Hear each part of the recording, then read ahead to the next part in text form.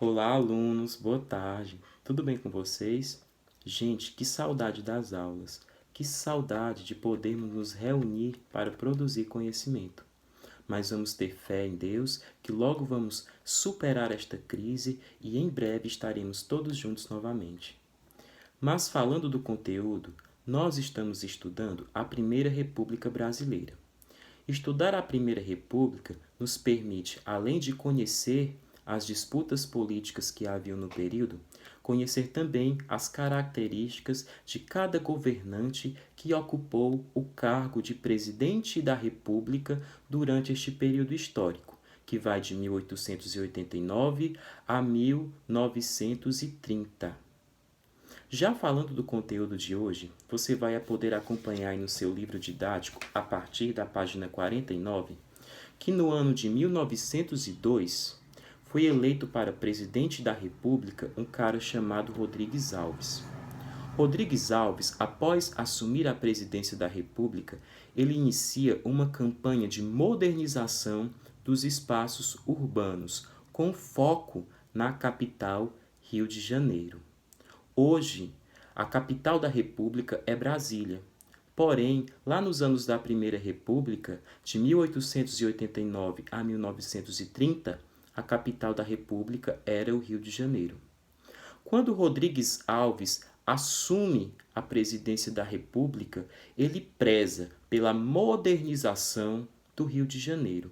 O Rio de Janeiro era a porta de entrada do Brasil, era a capital do Brasil, porém era considerada, principalmente pelos estrangeiros, como uma cidade atrasada, uma cidade fétida, uma cidade desorganizada onde se proliferavam vários tipos de doenças.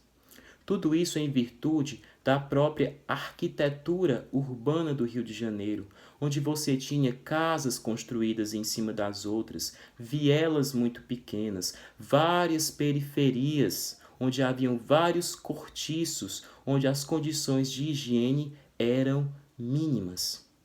Então, quando Rodrigues Alves assume a presidência da República, ele nomeia como prefeito do Rio de Janeiro um cara chamado Pereira Passos. Pereira Passos vai ser o responsável por iniciar esta campanha de modernização. Ele inicia a modernização do Rio de Janeiro primeiro, destruindo a maioria dos cortiços que haviam na cidade. Os cortiços eram onde moravam pessoas pobres, pessoas que viviam na periferia. Então, Pereira Passos, ele inicia esta campanha de modernização, literalmente derrubando, passando por cima das casas que haviam nestas periferias, e estas pessoas sendo remanejadas para outros locais e causando um certo desconforto e um descontentamento nesta população. Pereira Passos ficou conhecido no Rio de Janeiro como o prefeito bota abaixo, justamente por essa política de derrubar áreas onde haviam pessoas morando para ali construir avenidas e prédios modernos. A própria Avenida Rio Branco foi construída nesse período. Ali havia várias casas de pessoas humildes, porém o governo se apropriou daquele espaço, derrubou as casas e remanejou essas pessoas para outros locais. Então, esta política incentivada tanto pelo presidente da República quanto pelo o prefeito do Rio, por Pereira Passos, vai iniciar um clima de tensão e de revolta no Rio de Janeiro.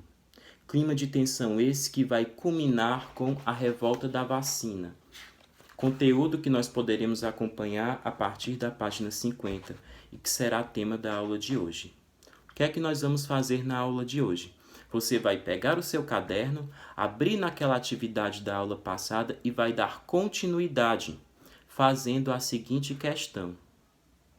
Faça um breve resumo do que foi a revolta da vacina. Só repetindo, continue a atividade com a seguinte questão. Faça um breve resumo do que foi a revolta da vacina. Então, gente, para não se estender muito, fica esta atividade para a aula de hoje. Nós teremos até o fim da aula para fazer este resumo.